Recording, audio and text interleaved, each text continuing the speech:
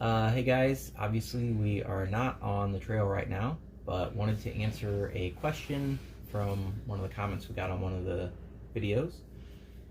I guess it was Sean, Sarah's cousin, had asked about a couple things, so she's gonna read me off his questions and I'll explain how that all works. Number 1, is that a Simpsons figure on your shoulder? Simpsons. No, this is just an Iron Man character. I liked all the Iron Man Marvel movies, and my buddy gave me this, and it was on the dash of my truck that I sold just before we left, and so now I carry him everywhere just because I think he's cool, but also to remind me of my friend and just all my loved ones back home. Perfect. Number 2, what do you guys typically eat and fully load your pack with when you resupply? So, food. Probably our main staple is little things like these. Pasta sides, rice sides, instant mashed potatoes. These are like $1 from the store. There's quite a bit of food here. It'd be difficult for one person to eat one of these by themselves. So Sarah and I typically can split one of these, and then we each get a protein. So here is a chicken packet. This one's zesty lemon pepper, and then here's a tuna one that's spicy. They come in all different flavors. These are also $1 each. One of the things that we like about these is you can heat up your water in this. Here's our little cook pot. We just fill this up, put it on our stove, and light it up. This is called a pocket rocket. And so that will heat up our water quickly. And a lot of these you can rip the top off, pour the water directly in the packet, stir it, let it rehydrate over the course of 5 or 10 minutes or so. Then you can eat right out of this and not make this messy. Okay, so the stove component, is that 2 different pieces? Do you keep one? What is that? So, as I said, this top part here, this is the stove. This is called a Pocket Rocket by MSR. And then this is the fuel canister. So you replace this. I think we're replacing one of those about once a week. So that is dinners. This is kind of our main, like I said, food source. They also make ready-to-eat specific backpacker meals. They're freeze-dried meals, so anything you can imagine. Biscuits and gravy for breakfast. They got chicken teriyaki, lasagna, and those ones especially are made for eating right out of the package. Once again, you rip the top off, pour the hot water in, and you can eat it right out of there. So those are a lot more expensive. They're like maybe $8 to $10 a piece, versus here's a meal that for both of us costs $3 total. We supplement everything with lots of snacks. Cliff bars and other kinds of bars are great. We typically like to have some sort of beef snack, like whether it's jerky or Slim Jims. Fruit snacks have been popular with us. Breakfast, we typically do, what's the word? Oatmeal. Oatmeal, hey, that's the word. Oatmeal packets. Once again, you rip the top off of those, pour the water right in. It's wax lined. And so you can eat it right out of there, even though the outside's paper, it just stays all in there. No dishes to do. So that works great.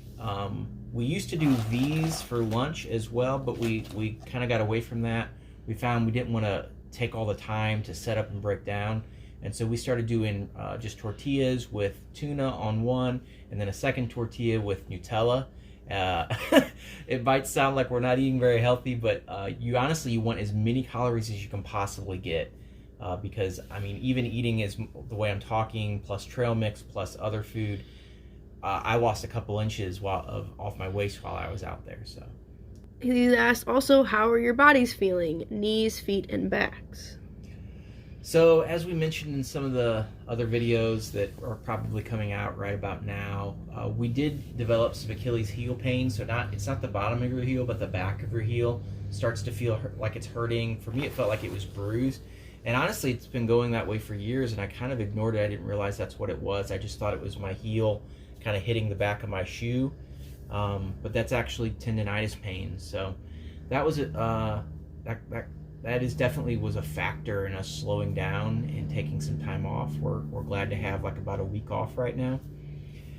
Other than that, yeah, I mean, a little bit of knee pain. That's typically on downhills. But really, it felt like we were getting stronger, having less pain. The bottoms of our feet didn't hurt as much when we got into camp. So. Number 4, do you have any ways to protect yourselves from wild animals like bears or people? Not a whole lot. It's not something that we would expect in any significant way. I mean, we always have these hiking poles on us, so that's a pretty good way to fend something small off, or what have you. But gosh, I mean, we met all kinds of people out there. And, I mean, almost everybody was just amazingly incredible, like just people you would want to spend all evening with. We both did have a knife of some form on us. This is a little simple knife made by a company called Mora Knife, or just Mora. They make just really simple, cheap knives, and it actually has a little thing here that you can, strike the back of. It'll throw a spark, and theoretically you could start a fire with that. That's something we've practiced with a lot, and it's still very hard. Sarah had that knife on her at all times. But yeah, as far as animals and stuff, gosh, even black bears are way more scared of you than you are of them. You hear about bear attacks, but they're exceptionally rare. They are almost always in areas where people let bears get to their food, and then once they start realizing that food is really yummy, then they start getting aggressive to get to the food. And then as they start realizing that humans won't fight for the food, then they start to kind of relate people as food, and eventually along that process, then yeah, bear attacks and stuff happen, but it's just still exceptionally rare. I think somebody was quoting a statistic, the first state we started off in, Georgia, there had never been a fatal bear attack, I think someone said. So, especially in a group, with several people, exceptionally rare. Yeah, just don't get between a mom and her cubs and you're probably okay. Number 5, how or when do you charge your phones? And he said GoPro, which we do not have. And when or where do you produce the videos? So tell him how we do that, I guess. Yeah. Okay. So here's our little charger. This is made by a company called Anker, Anker. This is a 20,000 milliamp. It's really cool. It will charge my phone from 0 to full in probably a couple of hours, and it can recharge in the wall in about 4 hours. And it's enough to charge both of our phones at least 3 times, maybe 4 each. So that's like 8 charges. So that's pretty much what we would carry while we're on the trail, and then try and get our phones and that battery fully recharged while we're in town. Making the videos is all on the phone that I'm recording this on. There's a little program that I downloaded, a little app, and so I do that when I'm in town and try and upload when there's Wi-Fi, which is why I'm so far behind. Sometimes the Wi-Fi was so bad that it would take almost a whole night to upload one video. What kind of phone do you have? That is a Samsung S10, not the most expensive or the least, the middle version. Oh, I want to go back to food for 1 second. An important other thing that we did, coffee. It's a huge deal, especially for Sarah. It's a really big deal. Yeah, Folgers is okay. The Starbucks Via is also instant coffee, really a lot better. Here's her coffee cup. We bought this on trail. Just collapses flat and small. It also works as our measuring cup, so we can do exactly whatever the instructions say on one of these. And then this is some aluminum foil. It's a windscreen, so if you imagine cooking outside and the wind coming in strong, this you can set up to keep that flame in there. You waste less fuel. This is our cleanup sponge. Here is our toothbrush and toothpaste. 6, have you gotten into any arguments yet? The people want to know. The people want to know. Yeah, definitely. I mean, we argue when we're back home. We argue when we're out on the trail. It's not comfortable, but... The arguments are about different things. Yeah. Than normal. Well, yeah, I suppose so. Yeah. how far we're going. Yeah. Are we going to take a 0 day?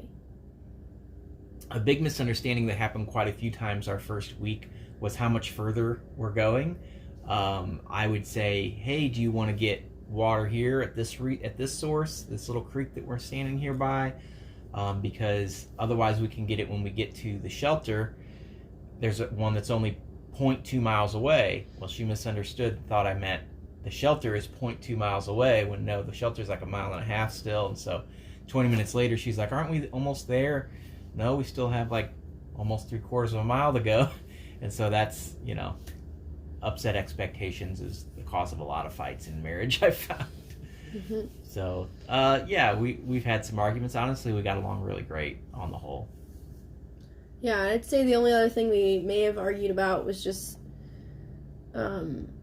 spending money, what things we should and shouldn't do. Yep. But it wasn't that big a deal.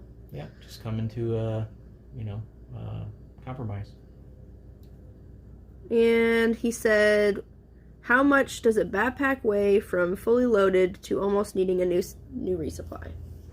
Great. So when it comes to backpacking, the main number that most people care about is base weight. And that is, if this thing is fully loaded with everything except food, water, and fuel, basically your consumables, if it's fully loaded without all that, what does it weigh? Because that part changes. If we're going to be out for 3 days versus 5 days versus 7 days, your weight's going to go up, but your base weight's always the same. Now your base weight can change over the course of the year because of temperature. So our base weights hover around 20 pounds, which is decent. Heavier than that would generally means you couldn't afford nice gear, or you just are carrying a bunch of stuff you don't need. There are a lot of people that are way less than us. I've heard of people with 8 and 10 pound base weights. That's pretty rare. Most people hover in that 12 to 18 to 20 pound range. But yeah, fully loaded, 2 1 liter bottles of water each, 5 days worth of food. She's carrying the snacks and breakfast. I'm carrying lunch and dinner. I'm probably 31-ish pounds, 32. She's probably 26 to 28 pounds. Yep. Thank you, Sean and Amy, for asking such good questions. And anyone else who wants to ask questions, you can. If we can cover it in a video, we will. And if we just message you back, we might do it that way as well.